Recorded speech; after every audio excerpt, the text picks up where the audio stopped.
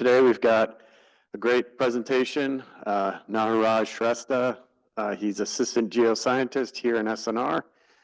He did his PhD here at UNL, and I was just talking with him. He was formerly faculty at Kathmandu University in Nepal, but he's been in Nebraska since 2018. So without further ado, I'll turn it over to Nawaraj. Thank you. Thank you. Thank you, John, for a nice introduction. So, yeah, I'm Nawaraj Shrestha. I'm from Nepal, and then I came to US in 2018 to start my PhD. I also did a postdoc for a short time here at UNL itself, and then went to Boise State University for about a year. So this is the work today I'm showing you is a part of my postdoc at Boise State University. And so today I'll be presenting on assessing water availability in the drylands using remote sensing and cloud computing. So my presentation will be around 30 minutes. So, and then I have an app. I'll give a short demo of the app, and then we'll open for any questions, discussions.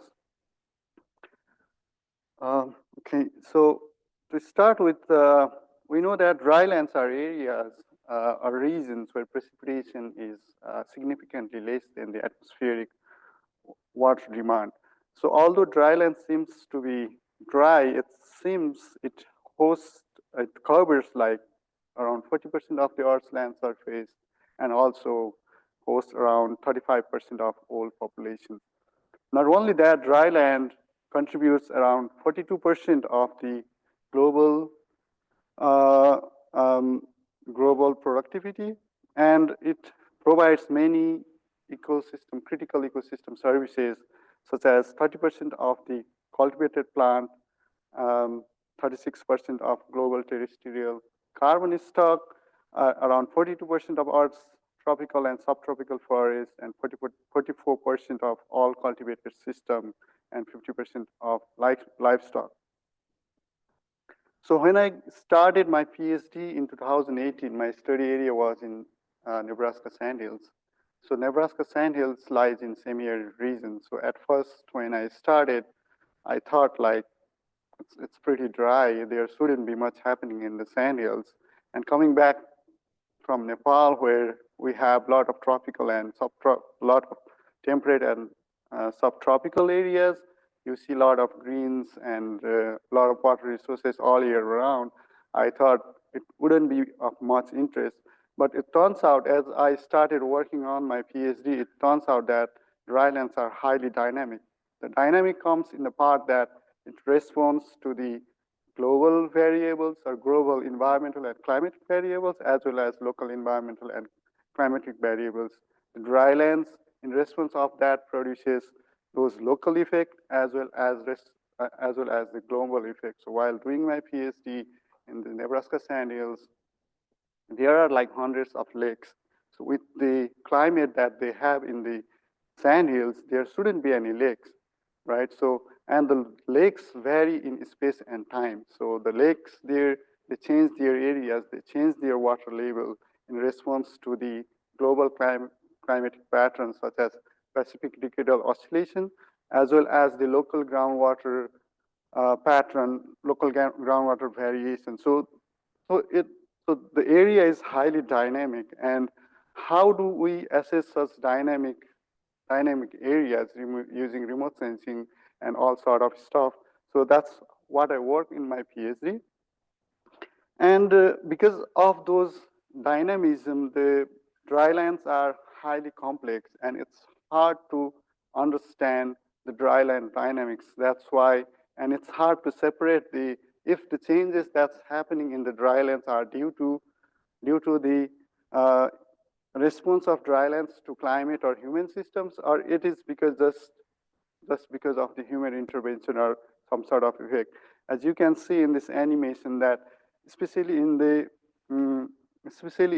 early and the late season, there is like huge contrast in the dryland, in the dynamics. at one point in time, it's very green, and within the next couple of days, it becomes pretty dry. So how do you understand this sort of dynamics? Because of these changes, there is like very limited understanding of the complexity of dryland dynamics. And the other factor that's very important in dryland is water is very limited. Only around 7% of the global drylands has some sort of available water, and whatever water is available is highly variable and dynamic and is sensitive to change. And current method that uses do not incorporate soil moisture in assessing water availability in the drylands. And in drylands, there are a lot of many small water-bearing structures that that are not represented by large monitoring efforts such as the gauging stations, while these smaller water-bearing structures are critical to many species. And the gauging, so for example, the gauging stations only represent surface runoff without accounting for subsurface moisture that is stored in the soil, and that forms a critical part to the vegetation or the life forms above it. And drylands are vulnerable to change and human encroachment. As the climate change has intensified, the water cycle has changed, and has caused shift in water availability. And how do we assess those sort of stuff? Like how can we assess such changes in drylands? It's very important, and those such alterations have important social and ecological consequences, and we need a robust method to assess the water availability in the dryland to account for the impact of climate change and to formulate proper management strategies.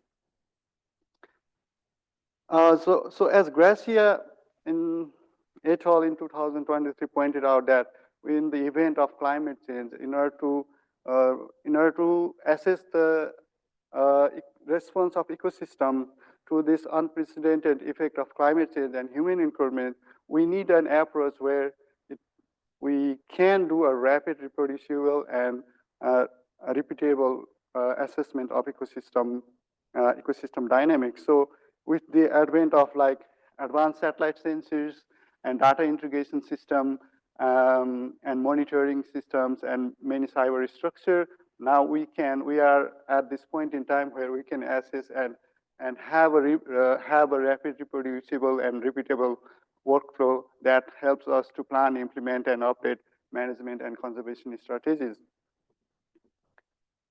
So in order to assess the water availability in the drylands, we believe that Mesic vegetation acts as a proxy to water availability. Mesic vegetation, it includes open water bodies, wetlands, riparian zones, and wet meadows.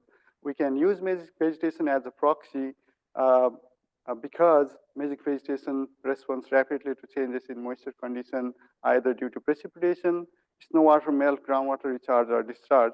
It not only responds to the spatial, but also the response not only gives the spatial pattern of Mesic vegetation, but it also provides us the temporal patterns such as intra and intra-annual variation.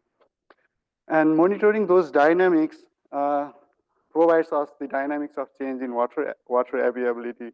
So in this picture, what you can see is this is an area in the Idaho where there was a forest fire in 2018.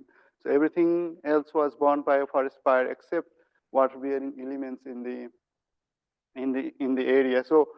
So we think that if we are able to assess the vegetation cover here, we'll be able to approximate the water availability in the drylands.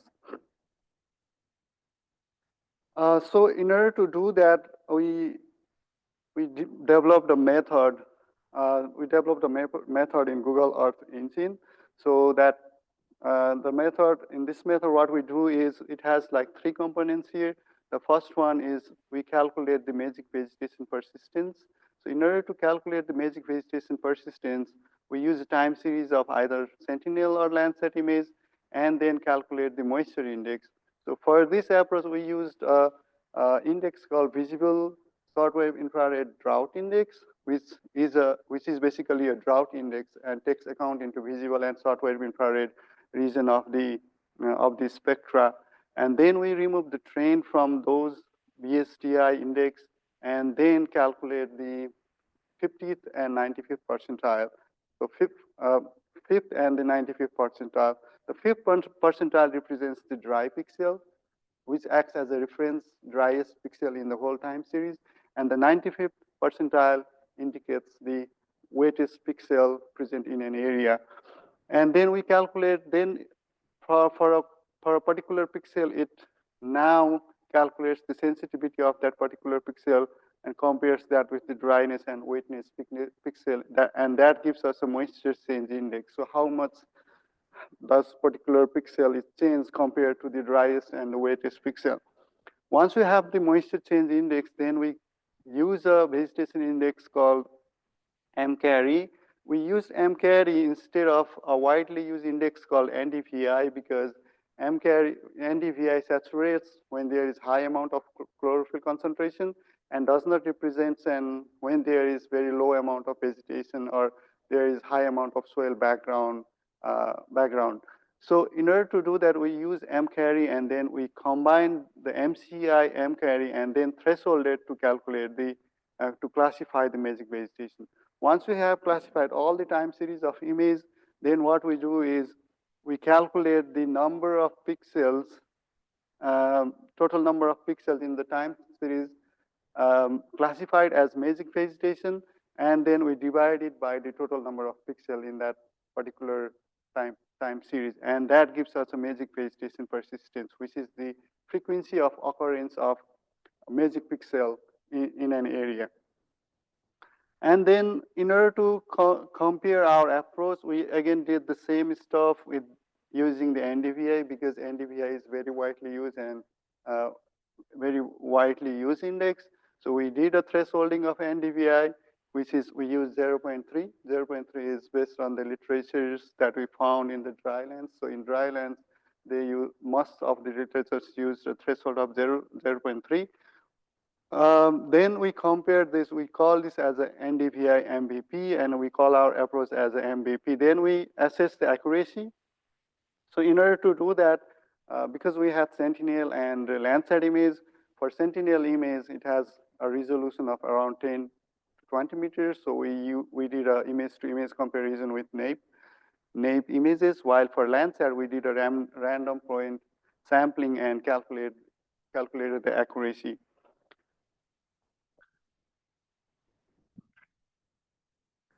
So we implemented this in Google Earth Engine, and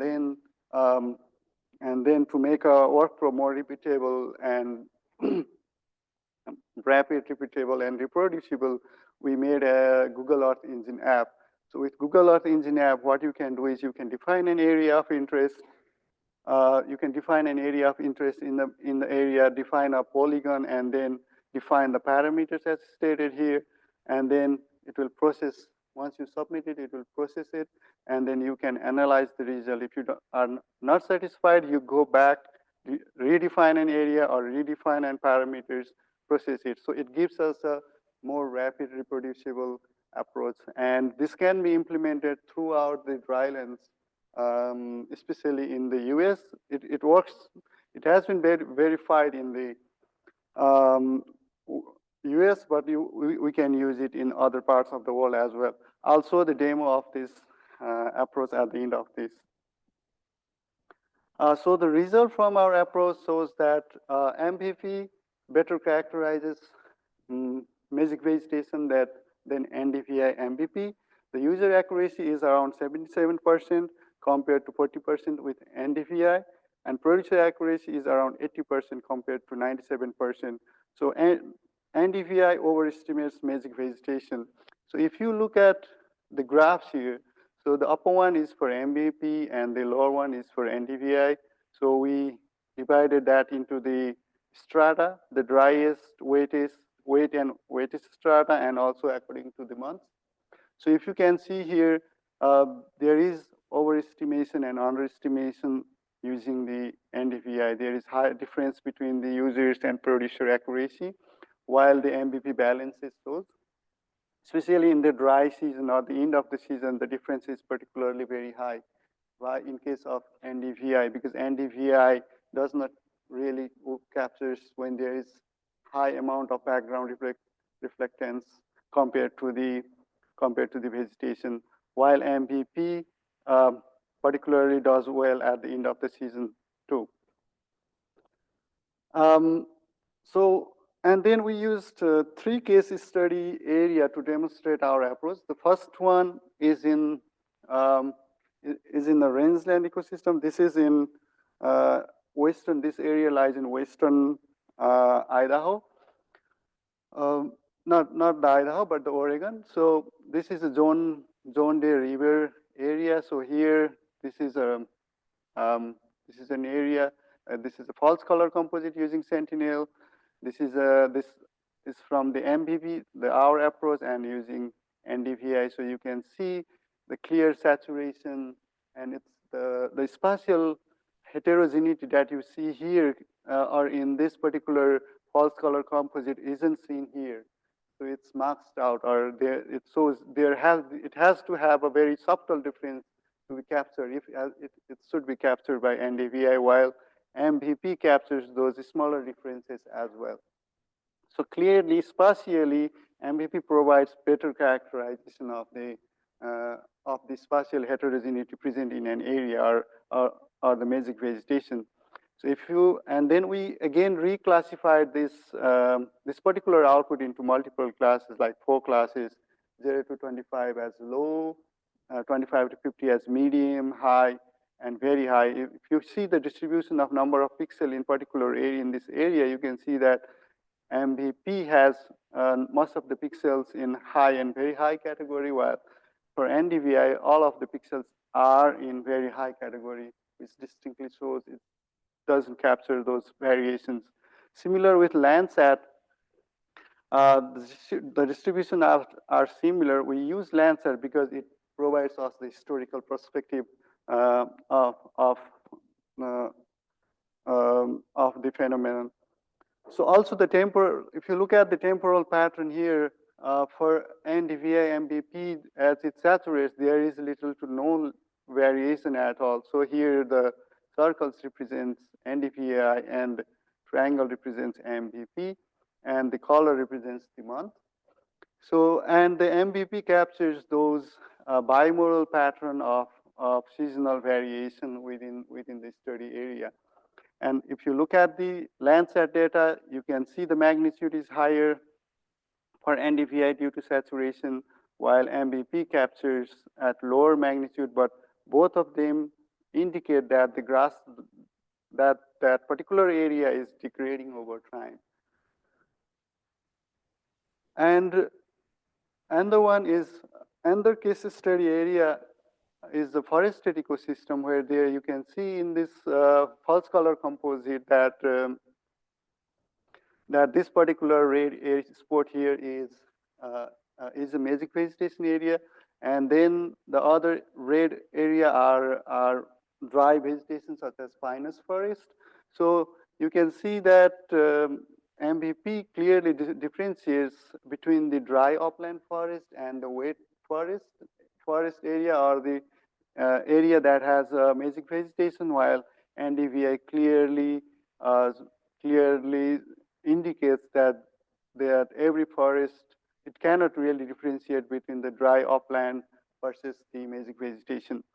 And also for the Landsat, it shows the similar pattern. In terms of temporal pattern, you can see the saturation here, right here. So there is no pattern, while you can see a seasonal variation of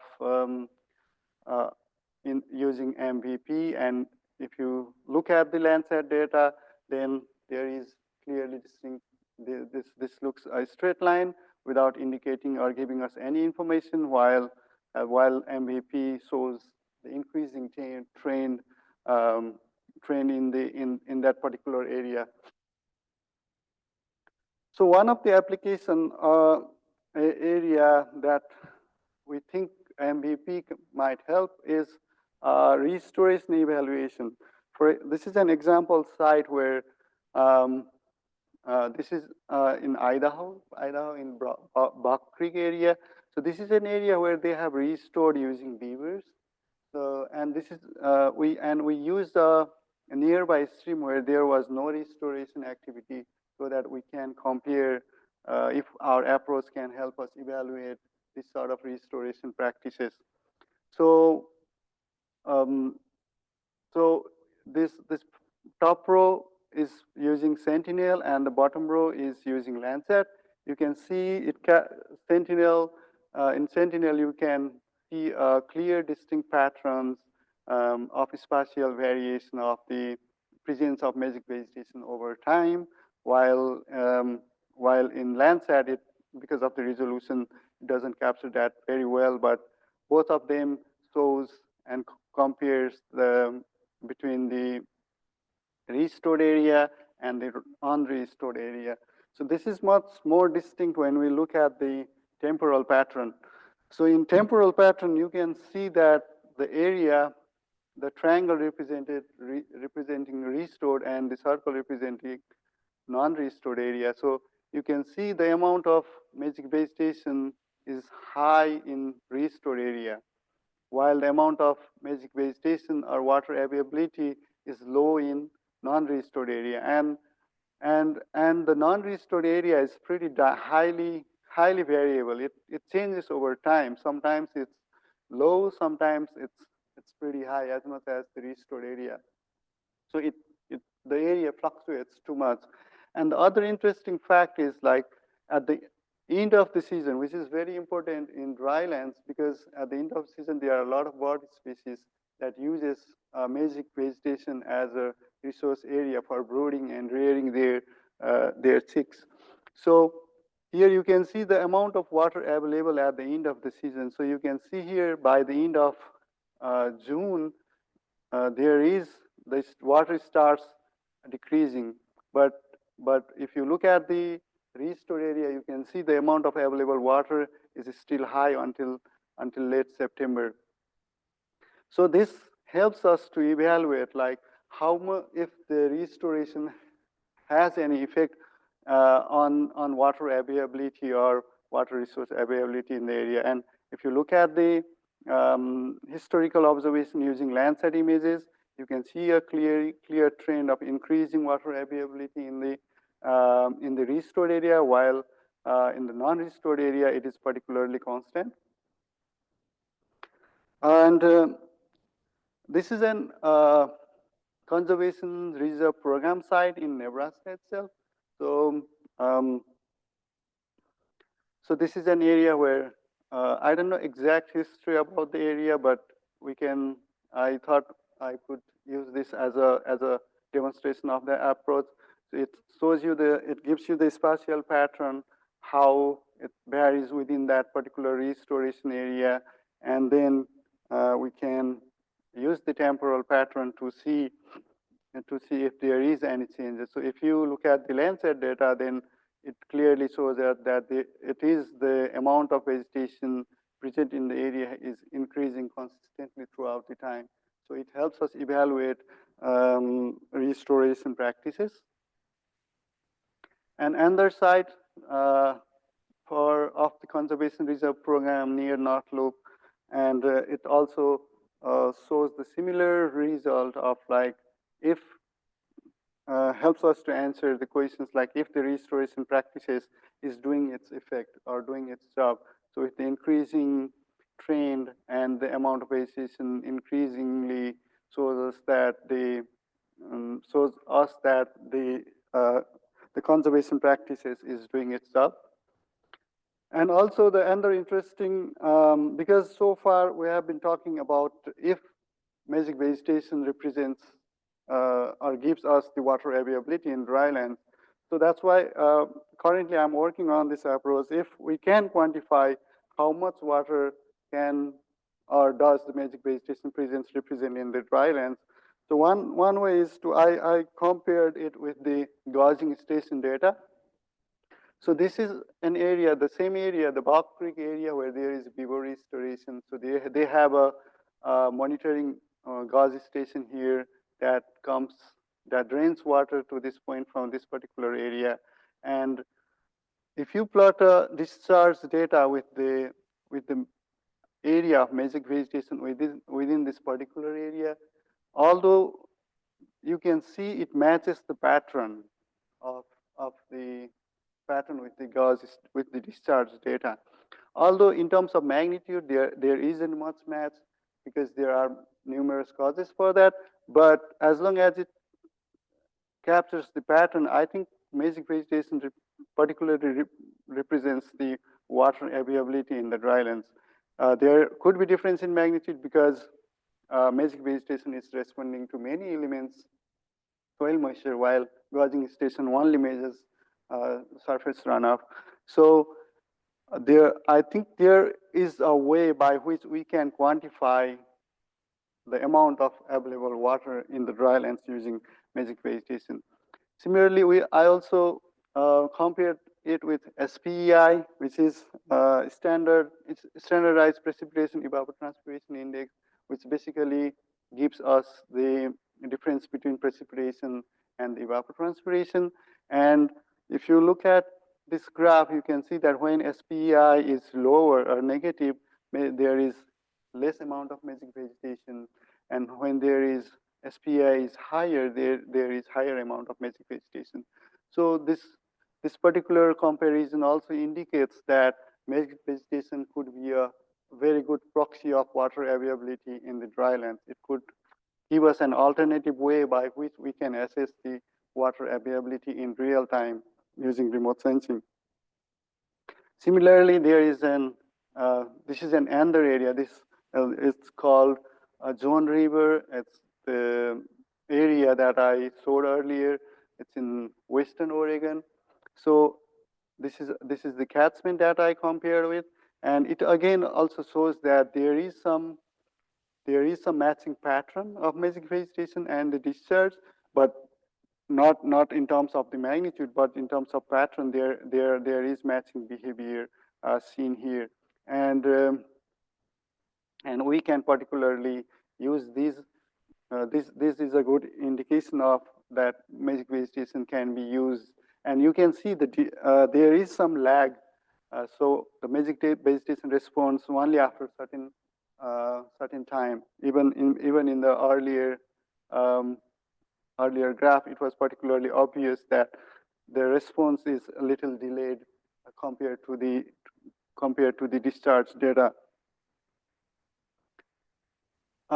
Again, comparison with SPEI is also shows a very good indication or correlation between these two. So when there is a negative SPEI, there is less Mesic vegetation. When there is higher SPEI, there is higher Mesic vegetation.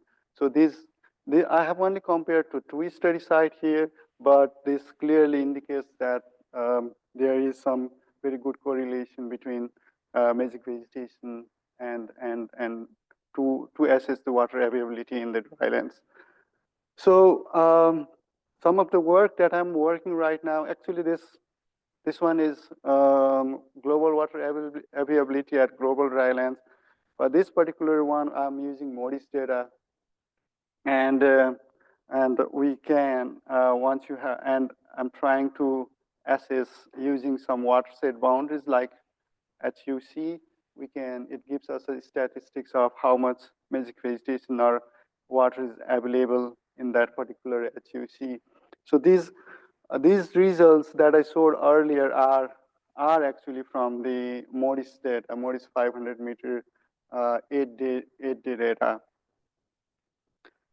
So these are some of the work that I'm working on right now, and the other one I'm working is dynamic water availability.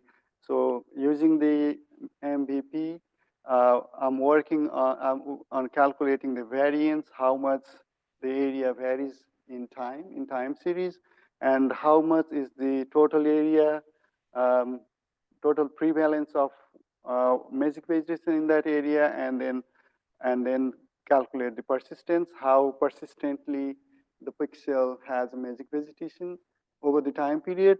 So after using that, once you pass this through red, green, and blue channel, you can see this pattern where, because we pass variance through red channel, the area that has high variation is indicated by the red. And because this area is signed here, because the prevalence and the persistence, we pass it through red, green, and blue channel. That's why the combination of green and blue gives us a cyan color. That's why the areas that has less variance and equal amount of prevalence and persistence gives us cyan colors, indicating that this area has high persistence or high amount of water availability or Mesic vegetation, while this particular area changes over time or is highly dynamic or varies over time. So another one that is not related to the work that I've shown is using monthly groundwater level mapping using satellite LiDAR. So this is part of my PhD work. So in my PhD, I estimated groundwater level using airborne LiDAR in the sandhills. And then I tried to, so because there is already satellite LiDAR like ISAT and ZI, so ZI is on space station, International Space Station, and the ISAT is a satellite. So we can combine the observation from these two satellites and derive a monthly groundwater level. So I have a small funding for this one, and if anyone is interested, I would be happy to welcome. And then in this approach, there are a lot of lakes, hundreds of lakes in the sandhills. So once we measure the lake water level, then we can combine this with the monitoring station and then generate a monthly groundwater level. That's the idea here. So here is an Earth Engine app that I will demo.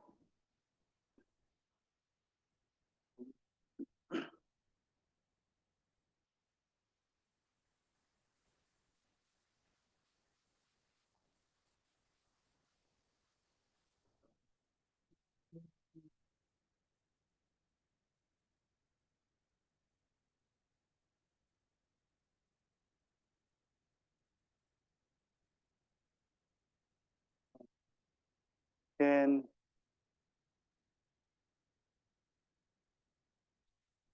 you're seeing it? Okay. So yeah, this is the app. So it gives us an indication on why we call this a rapid repeatable approach. So everything it does in cloud and it does in real time. So you can, there is some instruction on how to use this app. So I'll just give a short demo here. So you can choose between sensor. You can either choose the sensor Sentinel or Landsat. If you choose Landsat, you can go back all the way to 1984, and you can make it current to 24. And then you can choose the start and the end date. We have basically chosen the growing season from 5th to the 10th of the year, and then we can also choose the threshold. So if you don't know how to come to a particular, how do we choose a threshold? There is a time series viewer app that gives us an idea or indication on what could be a possible threshold for particular, because the study area is pretty big. So and the level of dryness varies a lot throughout United States. So this gives us the ability to change that and incorporate those sort of changes. Then what we have to do is we'll go to Nebraska somewhere in Sandhills. We'll zoom in, and then I'll make a polygon here. So I guess this is a wetland. So I'll make a polygon here. Okay, and then submit it.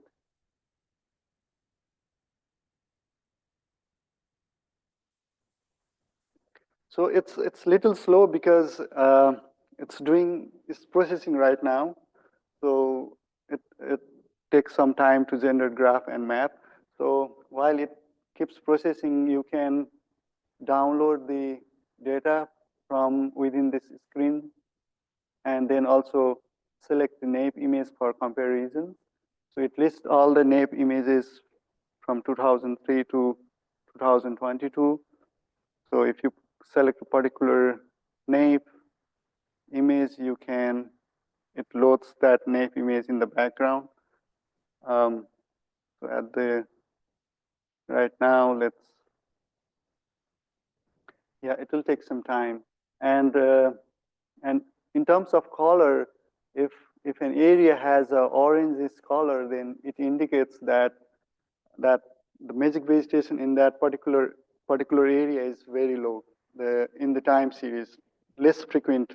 And then if an area indicates bluish, then it indicates that there is a persistent amount or persistent presence of Mesic vegetation in that particular area. So we have a graph now. So this particular area shows that the amount of Mesic vegetation is increasing throughout the time. And there is another, so it's loading up. So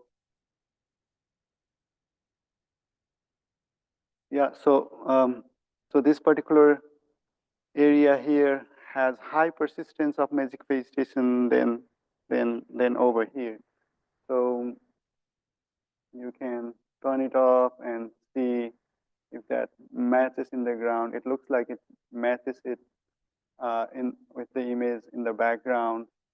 So, and then why we call it as a reproducible, rapid, because now we are in Nebraska, then we can go all the way to, I'll take you to, let's go to Idaho.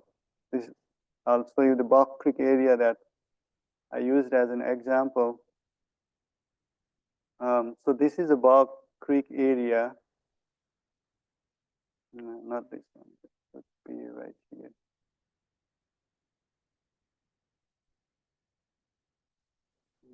Right here.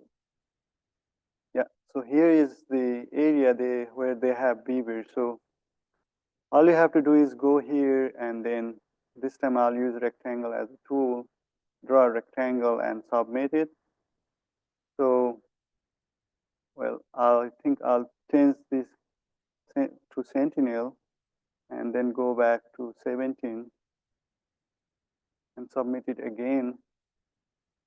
So it will give us the list of NAIP images that's available in that region, and you can click the download, and it will download the, it will take a shot of this particular screen, and then you can use that data for further analysis.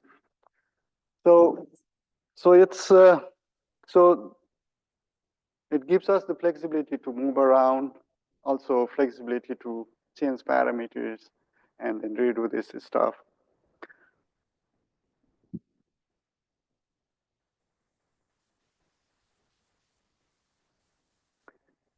Yeah, it's taking a little bit time.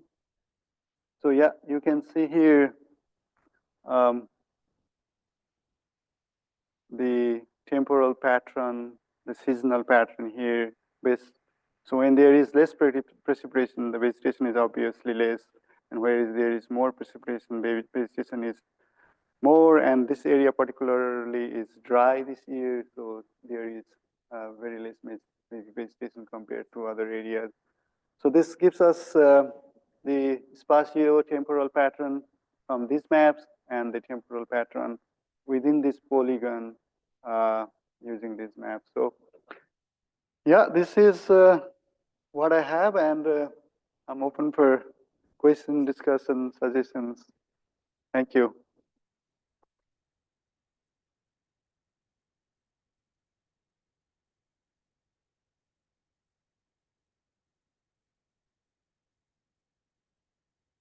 Yes.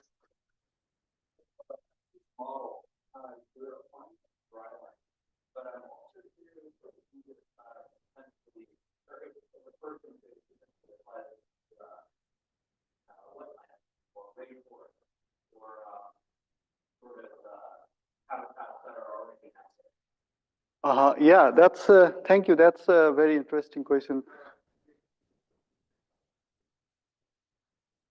Okay, so the question was if we can use this in areas where it's already Mesic, right? Mostly in areas where there is a lot of precipitation and those sort of stuff. So interestingly, I think we can, but the way I designed or developed mostly works for the drylands because the most important parameters that I saw earlier was the MCI, moisture change index. So it has to be dynamic. So because it compares the particular pixel with the driest and the wettest condition. So in areas where there is rainfall most of the time, there isn't much difference between those driest and wettest pixel. So it's mostly kind of similar. Only in sometimes or some part of a year there might be, but most of the time there isn't much change in the moisture. So it's moist most of the time. Like in water bodies, like if there is permanent water body, there is no change in moisture. So because of that, the driest and wettest factor cancel each other, and it doesn't represent any change. That's why this particular approach doesn't really work. But if we modify that particular MCI into something else, that's what I was thinking. At first, I thought, well, it's working in drylands, then why not try in some Mesic area of the western or eastern United States? Then this just replicating this doesn't really work, but maybe we can think a little bit more and then modify the algorithm itself.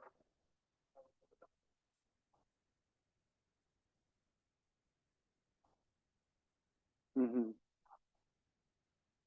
It should work, yeah. I haven't tried in those areas, but my understanding is it should work in those particular type of habitats.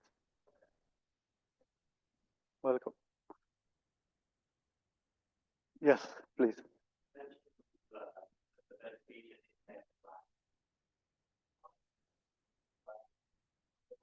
Uh-huh.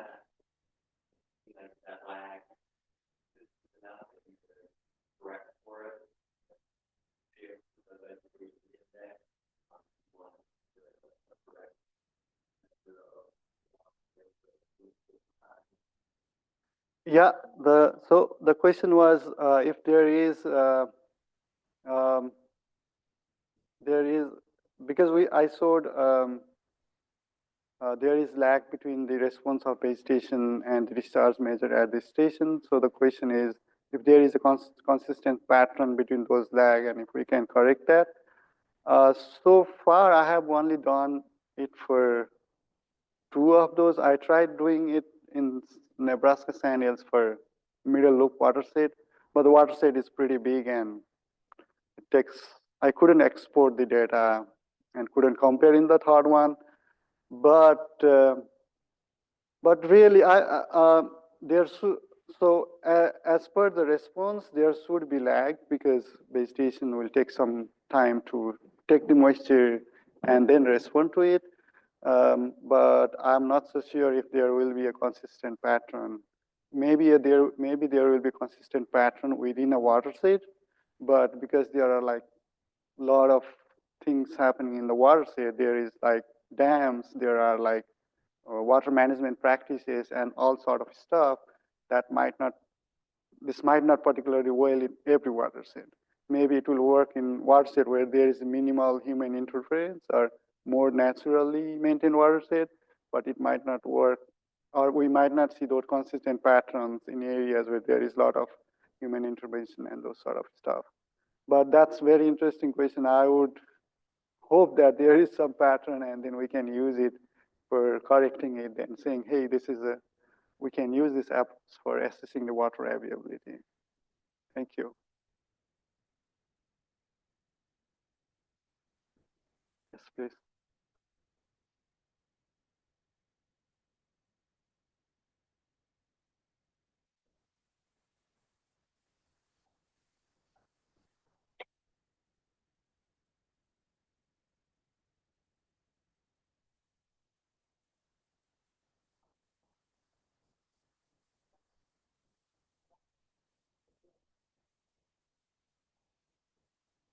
Yeah.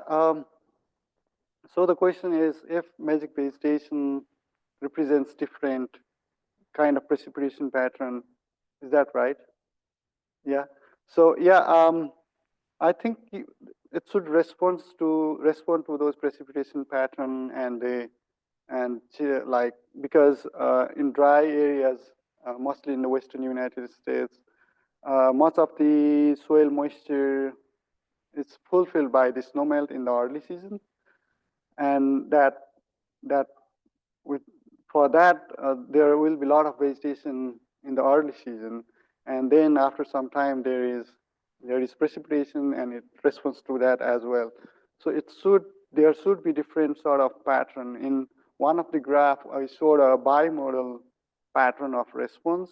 So in some areas after harvesting, people plant some cover crops, and sometimes it shows those cover crops as a pattern as well. So it should show some of those effects as well. I hope I answered your question.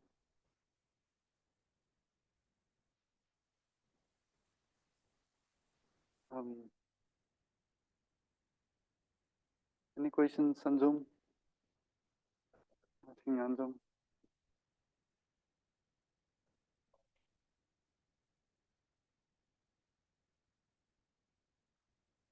Thank you, everyone. Yeah, thank you for being here.